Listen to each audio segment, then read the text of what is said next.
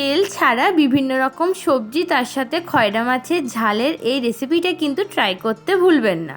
নমস্কার বন্ধুরা, zero oil পরিবারে আপনাদেরকে স্বাগত জানাই। আমার আজকের রেসিপির জন্য প্রথমে আমি কেটে নিচ্ছি আলু, আর নিয়েছি আমি পেঁয়াজ, লঙ্কা, ঝিঙে, আর নিয়েছি বেগুন। এবার প্রথমে খয়রা মাছগুলো ভেজে নিই।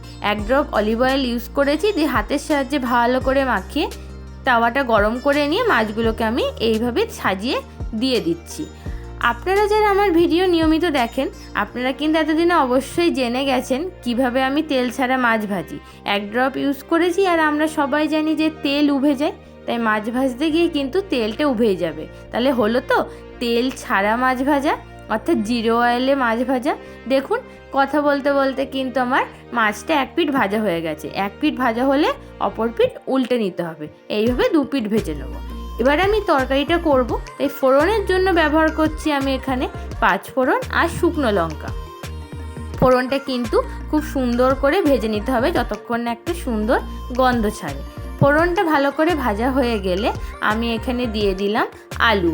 যেহেতু আলুটা সেদ্ধ হতে একটু সময় লাগে, আর কষানোর ক্ষেত্রে আলুটা একটুখানি বেশি সময় নেয়, তাই প্রথমে আলু দিচ্ছি। আর দিয়ে দিলাম পরিমাণ মতন নুন আর হলুদ।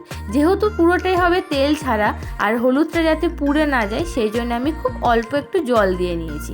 এবার কিছু সময় একটু মিশিয়ে নেব।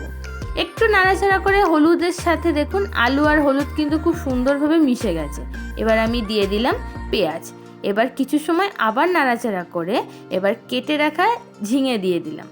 এই ঝিঙে দেওয়ার পরে আপনাদের যখনই মনে হবে এই রান্নাটা করতে গিয়ে কড়াইয়ে লেগে যাচ্ছে, আপনারা কিন্তু একটু করে জল ব্যবহার করবেন।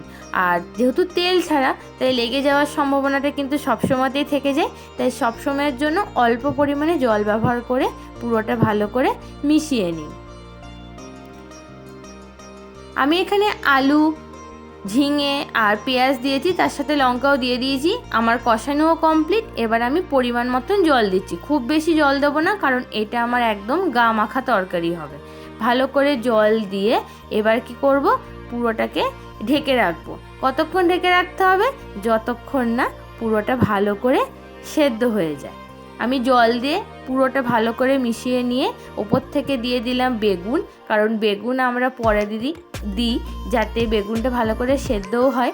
আর প্রথমে বেগুন দিলে আমরা সবাই জানি বেগুনটা বেশি গলে যাবে, তাই কিছু সময় ঢেকে নেওয়ার পর এই যে দেখুন আমার এখন কিন্তু ঝালটা এরকমভাবে হয়েছে।